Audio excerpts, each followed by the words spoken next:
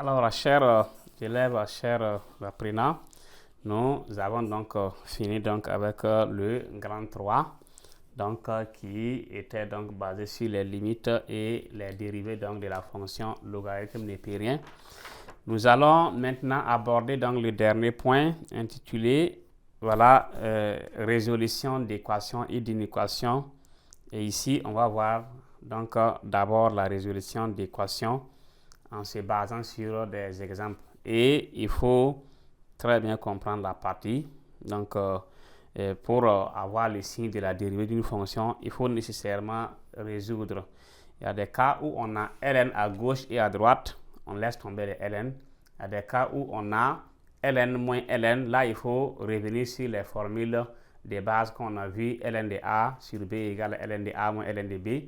Ln donc de a puissance n, on a vu ça. Donc, il faut travailler sur ça avant de revenir. Donc, on va voir un grand 4, résolution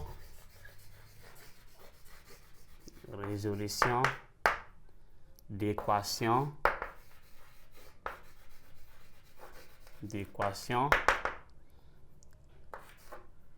et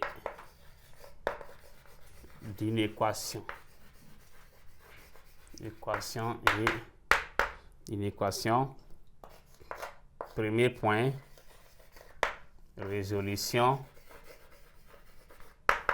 d'équations. D'équations à activité.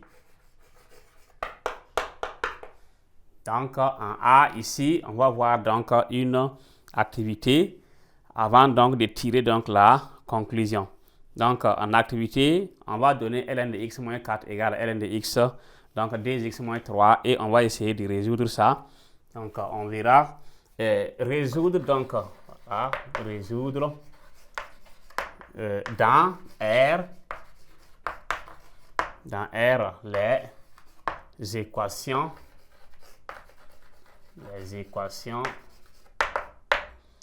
donc suivantes.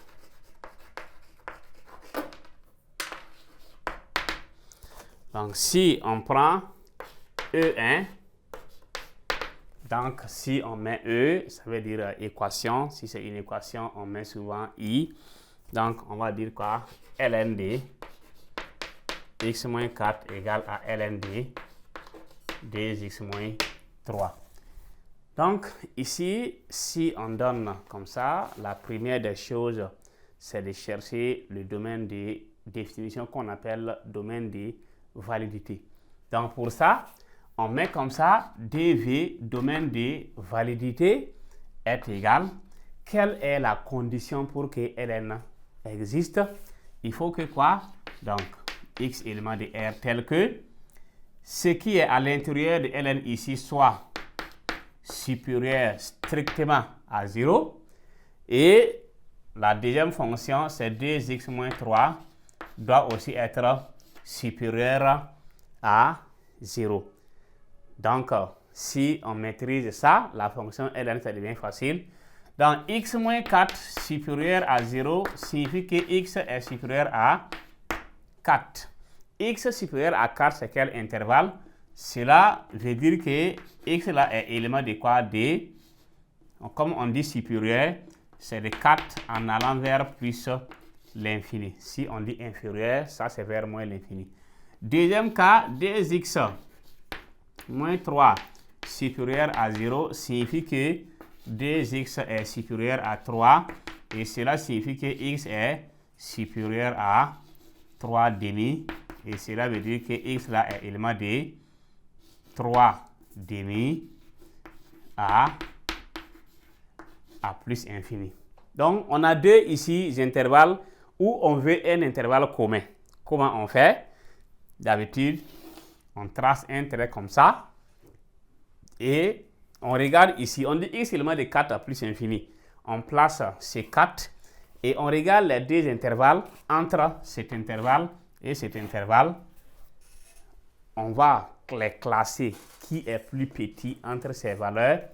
On sait que 3 demi c'est 1,50, donc 3 demi est plus petit. Après, c'est 4. À droite, on a plus infini. À gauche, moins l'infini. Donc, ici, on dit que x là, c'est une variable qui varie.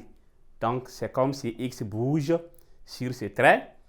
Donc, maintenant, en bougeant, on veut que x reste dans un domaine où toutes les deux fonctions existent. Comment on fait ça? On va prendre cette fonction. Elle est définie de 4 à plus infini. On fait comme ça, on trace de 4 à plus infini. La deuxième fonction est définie de 3 demi à plus infini. On prend 3 demi à plus infini et on regarde c'est quelle partie qui est doublement hachurée. La partie qui est doublement hachurée, c'est 4 à plus infini. Donc, on dit que le domaine de validité égale à 4 à plus infini. Et si on rentre dans cet intervalle et on prend n'importe quelle valeur ici, on va voir que la fonction donc existe. Donc, comme on l'a dit au niveau du titre résolution d'équation, donc on a, si on prend un exemple ici, dans 4 à plus infini, après 4, c'est quel entier qui suit immédiatement? C'est 5. Si on met 5 ici, on a 5 moins 4, ça fait 1. ln de 1 existe. On met 5 ici, 5 fois 2, 10, moins 3, ça fait 10 moins 3, donc ça fait 7. ln de 7 existe. Donc, ce domaine-là, c'est un domaine où toutes les deux fonctions existent. Si on recule un peu seulement, même un seul entier par derrière, on va voir qu'il y a une fonction qui n'existe pas déjà. Donc, l'entier précédent qui vient avant 4, on sait que c'est 3. Si on met 3 ici, 3 moins 4, c'est moins 1. ln d'un nombre négatif n'existe pas. Donc, c'est ça l'intérêt ou encore l'importance d'un domaine de définition appelé domaine de validité. Si on a ça, on peut commencer à résoudre.